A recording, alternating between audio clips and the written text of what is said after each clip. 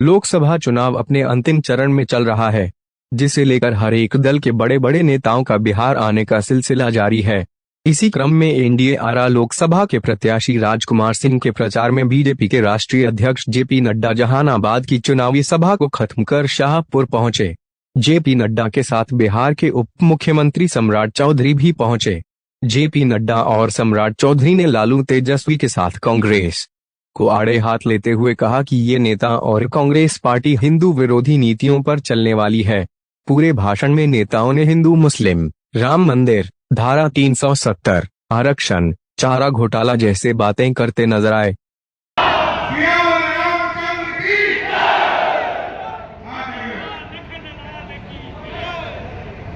लोकसभा क्षेत्र के चुनावी सभा में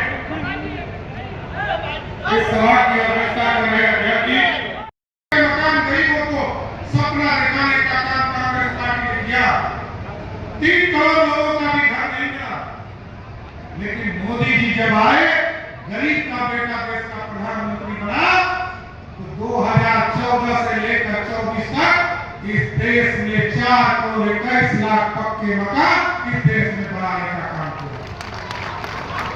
और जब गरीबों को पक्का मकान मिल रहा था साथियों, उसी तरह जिस तरह टेंट में आप बैठे, आप तो अच्छे टेंट में बैठे, उसी तरह प्रभु श्री राम 500 वर्षों से अयोध्या में इंतजार कर रहे थे, कोई हमको भी आकर इस टेंट से निकालकर भव्य राम मंदिर में स्थापित करने का काम।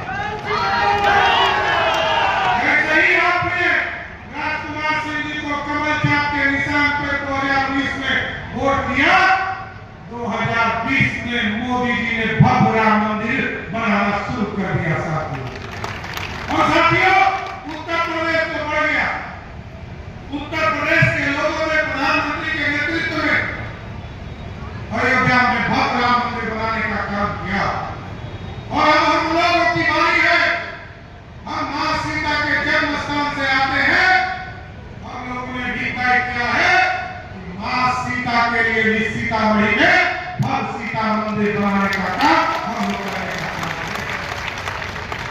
करेंगे। 400 वर्ष तक लूटा, कभी अंग्रेज आए, उसने 200 वर्ष तक लूटा, और आजादी के 70 वर्षों तक इस देश को खोखला बनाने का काम किसी पार्टी ने किया, तो वो कांग्रेस पार्टी की साथियों, जिसने भारत को लूटने का काम।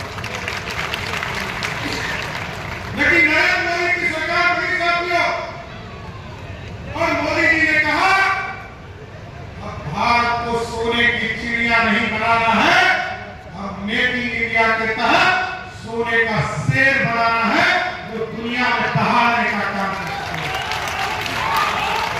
ऐसा भारत बनाना है साथियों। और आप देखिए, फॉर्मेट हो गया, कुछ लोग कहेंगे आरक्षण खत्म होने वाला है, संविधान खत्म होने वाला है, लेकिन साथियों उनसे पूछिएगा 1990 से लेकर 2005 तक बिहार के मुख्यमंत्री रहे लालू प्रसाद, कभी हेलीकॉप्टर पीने का काम किया, कभी चारा खाने का काम, लेकिन बिहार की जनता का कल्याण कभी नहीं किया। बीच में हम लोगों ने देखा सनातन के खिलाफ में कभी राहुल गांधी को लालू प्रसाद जी मटन खिलाने का काम कर रहे थे बाहर, तो बिहार छोड़कर हम लोग तो जा ही रहे थे। लालू प्रसाद जी के बेटा बेटी भी बिहार छोड़कर भागने का काम किया था। आज मोदी और नीतीश ने जब बिहार की स्थिति को ठीक किया है, तो लालू जी की बेटी भी सिंगापुर छोड़कर सीधे सारण में चुनाव लड़ने आ गई है। इसलिए साथियों, आपको सोचना कि इंडी गठबंधन के लोग जब यहां से माले वाले चुनाव जीतने की बात करते हो, उनसे कभी पूछिएगा कि आप चुनाव जीतोगे तो किसको प्रधानमंत्री बनाओगे, तो उनके दीपांकर भट्टाचार्य को पता नहीं होगा कि प्रधानमंत्री का उम्मीदवार कौन। लालू प्रसाद जी को बिहार के सबसे बड़े नेता, उनको भी पता नहीं है कि बिहार का देश का प्रधानमंत्री का उम्मीदवार कौन होगा। लेकिन एक चीज स्पष्ट है यदि राजकुमार सिंह जी को यहाँ से चुनाव जिताइएगा, इसकी गारंटी है कि देश में मोदी सरकार ही होगी साथियों। इसलिए एकदम नेतृत्व होकर भारतीय जनता पार्टी के कमल छाप के इंसान पर वोट करें। सारे भेदभाव को भुलाना पड़ेगा। कोई व्यक्ति यदि हिंदू संस्कृति को चिढ़ाने का काम करेगा तो भगवान इसी तरह दंड देने का काम भी करता है साथियों। इसलिए सनातन विरोधी मत बोलो। लाल प्रसाद जी के परिवार को तो हम लोग ये समझते थे कि ये मछली और मांस खाने वाले नहीं है, ये तो चारा और कतरा पीने वाले थे। ये कब से मछली और मांस खाने लगे? इसलिए साथियों भागना करेंगे, निवेदन करेंगे, लोग आएंगे, चिंता करेंगे, आपके बीच में भी भ्रम फैलाएंगे। कुछ लोग आएंगे, कहेंगे आरक्षण खत्म होने वाला है। 90 से लेकर 2005 तक एक व्यक्ति का नाम बताओ जिसको लाल प्रसाद जी ने आरक्षण देने का काम किया। 15 साल तक बिहार के मुख्यमंत्री रहे, लेकिन 1 लाख लोगों को भी नौकरी नहीं दिया। लेकिन नीतीश कुमार जी और सुशील मोदी के नेतृत्व में जब 2005 से लेकर 2020 तक सरकार चली तो 7.5 लाख लोगों को नौकरी देने का काम किया। और हम नीतीश कुमार जी की तरफ से आज के लोगों को आश्वस्त करके जाते हैं, अगले साल जब विधानसभा के चुनाव में वोट मांगने आओगे जो 10 लाख का सरकारी नौकरी का वादा है उसको पूरा करने के बाद ही वोट मांगेंगे।